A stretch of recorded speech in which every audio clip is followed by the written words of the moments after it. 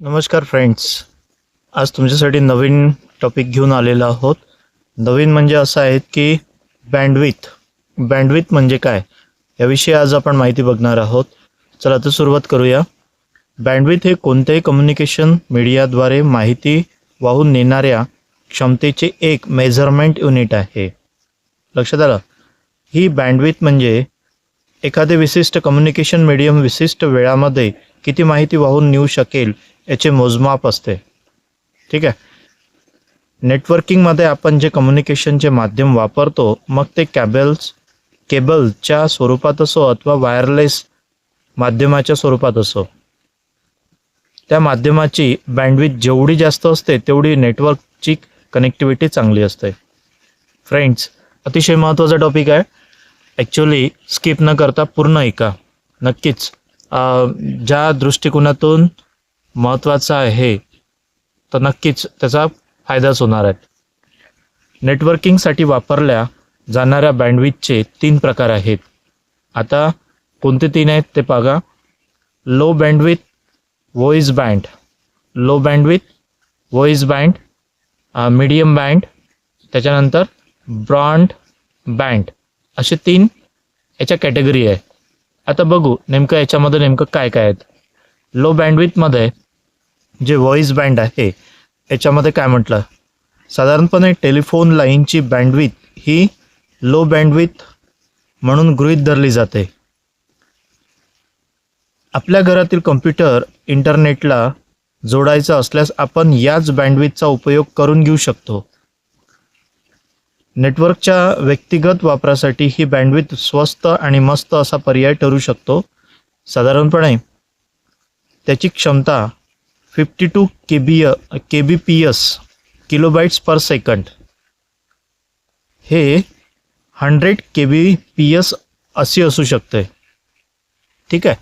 आता medium band, साधारणपणे मोठ्या कंपन्या, ऑफिसेस यांच्या वेगवेगळ्या शहरामधील कम्प्युटर्समध्ये कम्युनिकेशन करण्यासाठी या बँडविथचा उपयोग होतो. इंटरनेटसाठी वापरल्या जाणाऱ्या लीज लाईन्स हे मीडियम बँडविथचे उदाहरण आहेत. तर ब्रॉडबँड, साधारणपणे fibre optic cables, satellite, microwave transmitters या प्रकारची उपकरणे ब्रॉडबँड या प्रकारची बँडविथ देऊ शकतात. खूप मोठ्या प्रमाणावरील नेटवर्क व जिथे अतिशय फास्ट कम्युनिकेशन होणे आवश्यक असते अशा ठिकाणी या प्रकारच्या बँडविथचा उपयोग होतो.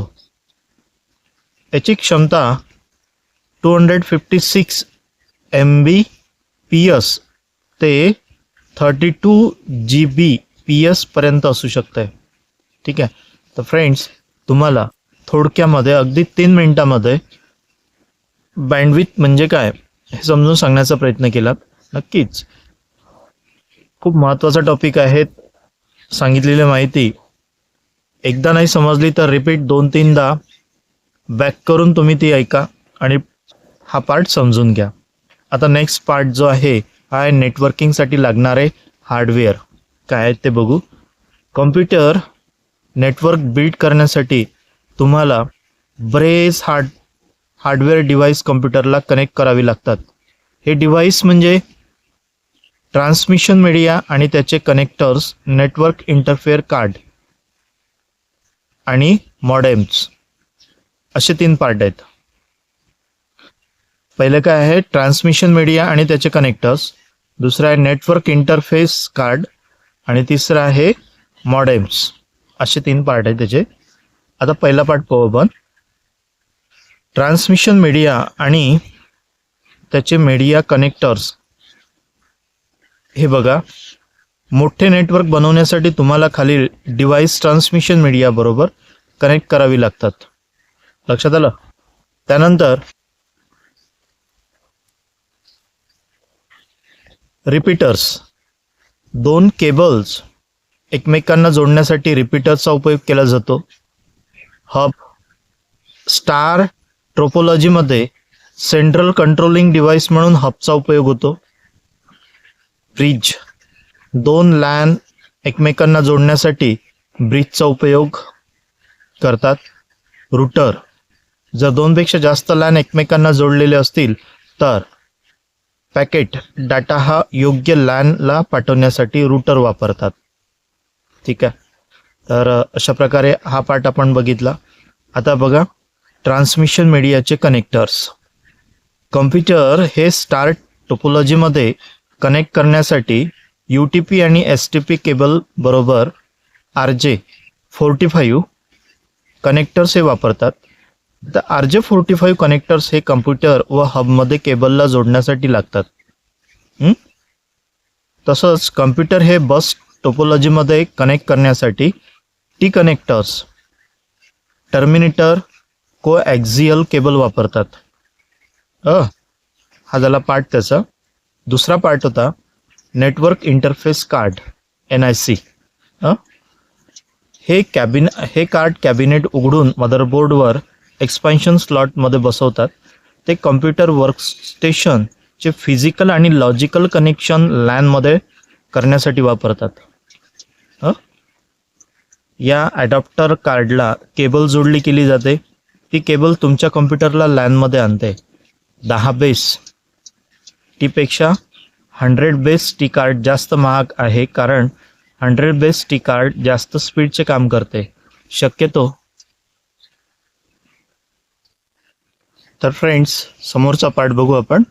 नेटवर्क इंटरफेस कार्ड NIC हे कार्ड कॅबिनेट उघडून मदरबोर्डवर एक्सपान्शन स्लॉटमध्ये बसवतात.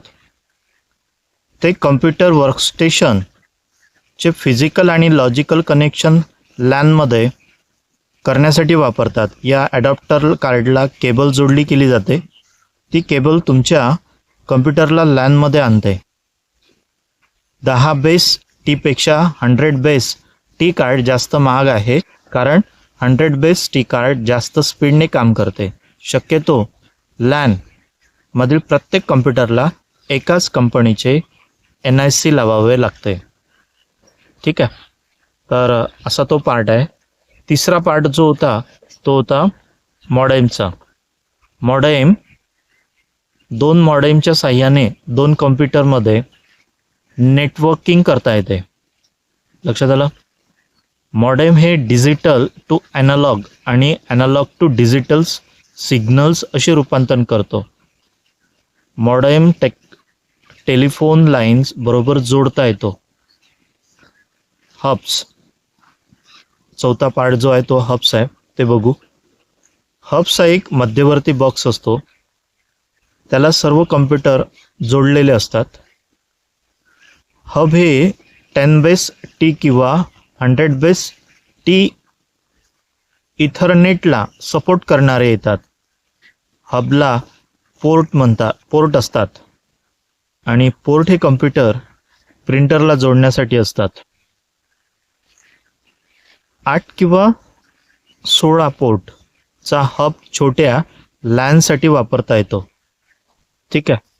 आता याच्यामध्ये हबचे काही नाही, 2 पार्ट आहे हबचे. काय आहे ते बघू. हबचे जे प्रकार आहे, पहिला आहे पॅसिव्ह हब, दुसरा आहे ॲक्टिव्ह हब.